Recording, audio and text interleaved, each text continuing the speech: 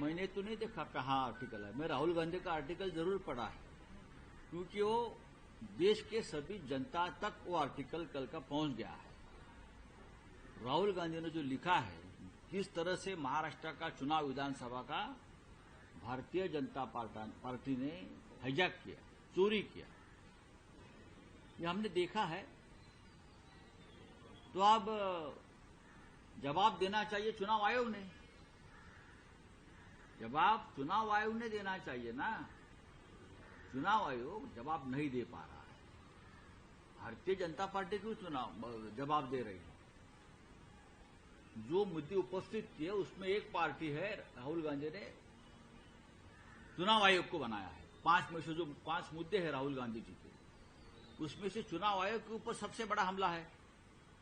किस तरह से वो पैनल बदला दिया चुनाव आयोग का, किस तरह से वोटर लिस्ट में गड़बड़ी की, किस तरह से 60 लाख से ज्यादा वोटर्स अचानक आ गए, ये सभी मुद्दे के बारे में देवेंद्र फडणवीस को सवाल नहीं पूछा है।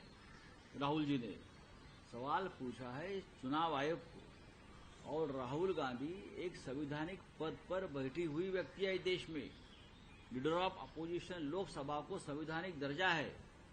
तो राहुल गांधी जो बोल रहे हैं उनको एक दर्जा आया है, प्राप्त हुआ है संविधानिक। तो देवेंद्र फडणवीस का क्या संबंध है?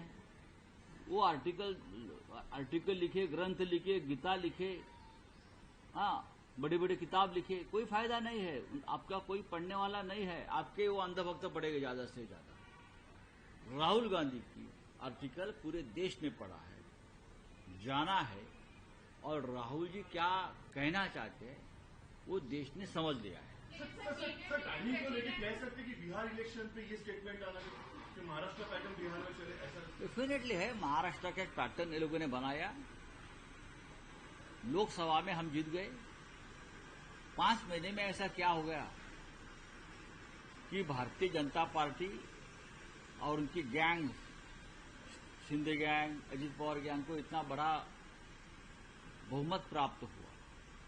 चुनाव में हार जीत होती है, हम उससे कोई हमें तकलीफ नहीं है, लोकतंत्र है।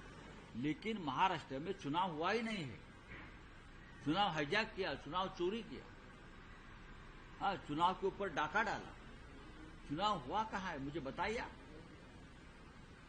ऐसा चुनाव और ऐसे नतीजे आ ही नहीं सकते। ये बीजेपी को मालूम है, इसलिए तो आग बबूले हो गए ना ये लोग।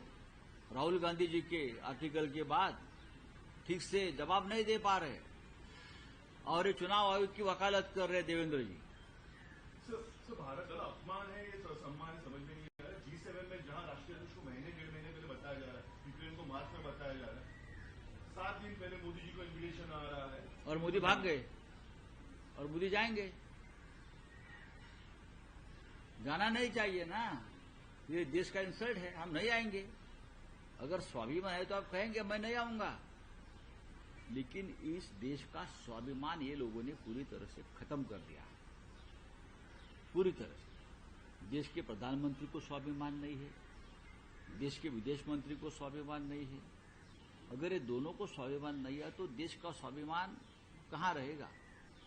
कोई भी जाकर ट्रम्प 50 बार बोल रहा है मोदी के बारे में, मैंने और रुकवाया, और मोदी जी जवाब नहीं दे पा रहे।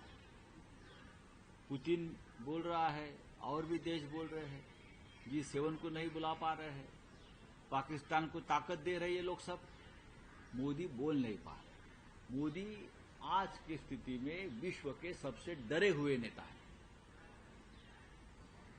मोदी जी को लगता है पूरा विश्व एक साथ होकर मुझे कुर्सी से बाहर कर देंगे।